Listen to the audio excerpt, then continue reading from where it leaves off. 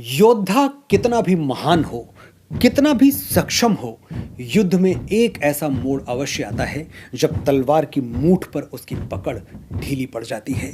धनुष के प्रत्यंचा कसते हुए उसके हाथ कपकपाने लगते हैं और परिस्थितियों के प्रहार से उसके आत्मविश्वास की दीवार दरकने लगती है। यही हुआ था 5000 वर्ष पहले गांडीवधारी अर्जुन के साथ। धर्म क्षेत्र कुरुक्षेत्र में उन्होंने अपने ही बंधु बांधवों पर आक्रमण करना अस्वीकार कर दिया था। इसी को अर्जुन का विषाद योग कहा जाता है। इस विषाद योग का उल्लेख हमारे वीडियो में कई बार आएगा, इसलिए मैं चाहता हूं इसका अर्थ आप अच्छी तरह समझ लें। कुरुक्षेत्र में अर्जुन के मन में सही और गलत को लेकर जो संदेह जागृत हुआ, उसे ही विषाद योग कहते हैं। एक अर्जुन हमारे भीतर भी है जो अपनी तमाम क्षमताओं और तमाम प्रतिभाओं के बावजूद लड़ने से पीछे हट जाता है। पृथ्वी पर कोई ऐसा पर्वत नहीं जिसे हमारे अंदर का अर्जुन पार न कर पाए, कोई ऐसा लक्ष्य नहीं जिसे उसके बाण भेद न पाए, और आकाश पर कोई ऐसा नक्षत्र नहीं जिसे वो तोड़ना चाहे और हाथ बढ़ा के तोड़ न ले। फिर भी विजय श्री हमसे दूर दूर दूर भागती रहती है।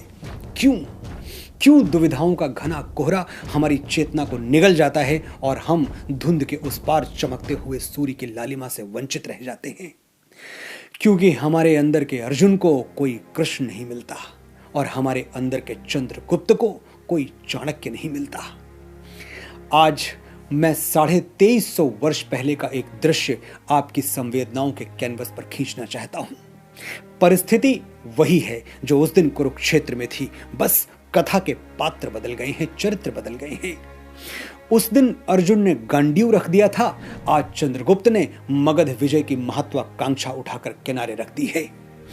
अर्जुन हस्तिनापुर सिंहासन के पावे अपने बंधुओं के शव पर नहीं रखना चाहता था। चंद्रगुप्त अपरिचित राजाओं और सैनिकों के रक्त से विजय की देवी का श्रृंगार नहीं करना चाहता। लेकिन अर्जुन भाग्यशाली था कि उसके धर्म संकट को कृष्ण जैसा सारथी मिल गया, और चंद्रगुप्त सौभाग्यशाली था कि उसकी दुविधाओं को चाणक्य जैसे युग पुरुष की तर्जनी ने मार्ग दिखा दिया। मैं और आप, हम परम भाग्यशाली हैं कि आज ये कथाएं धर्म संकट और दुविधा की घड़ी में हमारा मार्गदर्शन करने के लिए उपस्थित हैं।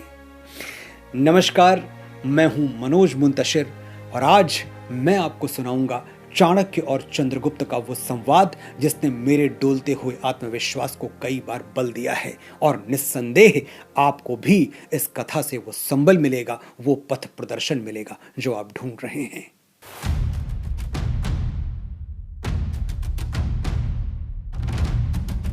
उस दिन धनानंद के राजभवन में चाणक्य ने अपनी खुली हुई शिखा पर हाथ रखकर सौगंध ली थी, जब तक मैं नंद वंश का सर्वनाश नहीं कर देता, ये शिखा काल सर्पिणी की तरह खुली रहेगी।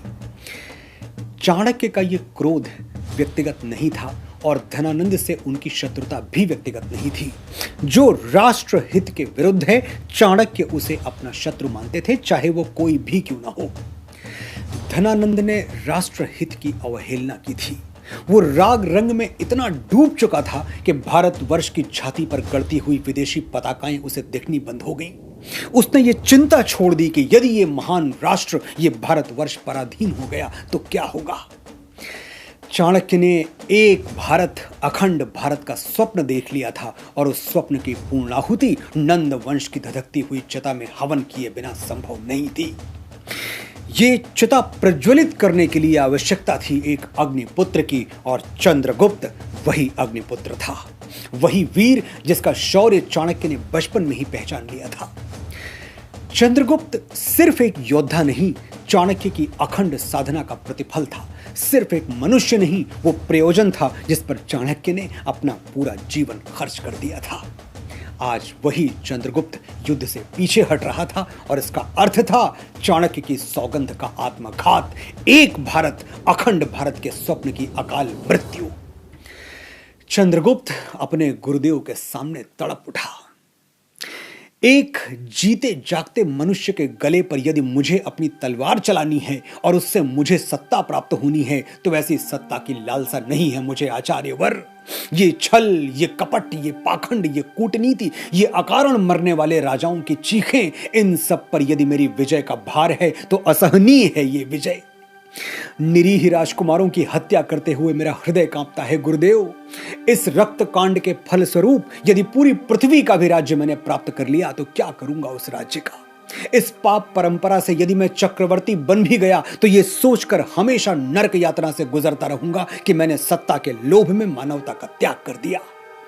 उन विधवा रानियों का विलाप व्यथित करता है मुझे गुरुवर। उन राजपुत्रों के कटे फटे अंगों का ढेर मेरे सीने पर बोझ बनकर असहनीय पीड़ा देता है मुझे। मैं ये पीड़ा और सहन नहीं कर सकता। क्षमा कर दीजिए मुझे, मैं ये लड़ाई और नहीं लड़ सकता। चाणक्य बहुत देर तक मौन होकर सब कुछ सुनते रहे, फिर बोले, विषाद योग, तुम्हारे हृदय में अर्जुन का विषाद योग उत्पन्न हो रहा है चंद्रगुप्त। किंतु काशीराज इसलिए कहा क्योंकि मगध को घेरने के लिए काशी और कौशल जैसे पड़ोसी राज्यों को जीतना आवश्यक था और ये राज्य चंद्रगुप्त जीत चुके थे। अब मगध की बारी थी। चाणक्य बोले, काशीराज, तुम्हारा ये विषाद योग अयोग्य है क्योंकि ये असमय उत्पन्न हो रहा है। अच्छा होता यदि तुम्हारे ज्ञान चक्षु युद्ध से पहले खुल गए होते। क्या यह तुम्हारी बुद्धिहीनता थी कि युद्ध से पहले तुम्हें युद्ध की भीषणता का ज्ञान नहीं हो पाया, या तुम्हारी राज लालसा ने तुम्हें वो ज्ञान होने नहीं दिया? अर्जुन के विषाद योग को काटने के लिए भगवान श्री वासुदेव कृष्ण ने भगवत गीता का उपदेश दिया था, किंतु मेरे पास ना भगवान वासुदेव जैसा ज्ञान है, न सामर्थ्य, न वैसी शक्ति है, न वैसा धैर्य। तुम्हारे विषाद योग को काटने के लिए मैं विष्णुगुप्त चाणक्य तुम्हारा सर काट दूंगा चंद्रगुप्त। नपुंसकों के साथ कार्य करने का मुझे अनुभव नहीं है और मेरी इच्छा भी नहीं है। तुम्हें उन रानियों का विलाप पीड़ा देता है पुत्र, और उन असहाय स्त्रियों के वैधव्य की पीड़ा तुम्हें नहीं होती जिनके पुरुषों को राजधर्म के नाम पर कटवाकर फेंक दिया इन राजाओं ने। तुम्हें उन निर्धन नगर वासियों के क्रंदन की पीड़ा नहीं होती जिनके पास कर देने के लिए धन नहीं था तो अपनी माताओं और स्त्रियों के बदन से सौभाग्य चिन्ह जैसे गहने उतारकर उन्हें राजाओं के कोष भरने पड़े। वो फूल जैसी कन्याएं जो इन राजाओं की अंधी हवस पर बलि चढ़ गईं, उनके आंसुओं से तुम्हारा मीठा भोजन खारा नहीं हो जाता चंद्रगुप्त। तुम्हें चक्रवर्ती बनाने के लिए मैं जो यत्न कर रहा हूं वो तुम्हारे या मेरे स्वार्थ के लिए नहीं है। तुम और मैं दोनों उस परमपिता परमात्मा के महायज्ञ में मुट्ठी भर आहुति से अधिक और कुछ नहीं है। वो परमात्मा जो अपने असहाय बेटे बेटियों के रुदन से संतप्त है और एक बार, सिर्फ एक बार उनको मुस्कुराते हुए देखना चाहता है। राजा होना सुखी होने का मार्ग नहीं है चंद्रगुप्त। सुख पाना था, मन की शांति चाहिए थी तो चले जाते हिमालय की किसी कंदरा में, युद्ध भूमि में क्यों चले आए चंद्र।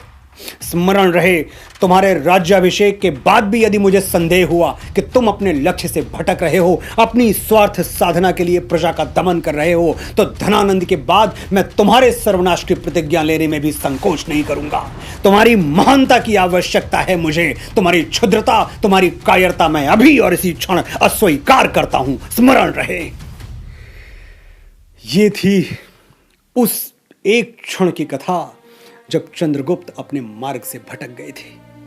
आप भी यदि ऐसी ही दुविधाओं से घिरे हुए हैं, यदि आपको भी जीवन के दोराहे पर यह नहीं सूझ रहा कि किस पथ पर पांव रखें, सही और गलत का भेद स्पष्ट नहीं हो रहा, तो एक बार अपने अंदर चाणक्य ढूंढिए। अपने मन का वो अंश, वो कोना जागृत कीजिए जो आपको कौटिल्य की तरह परामर्श दे सके और सही मार्ग दिखा सके।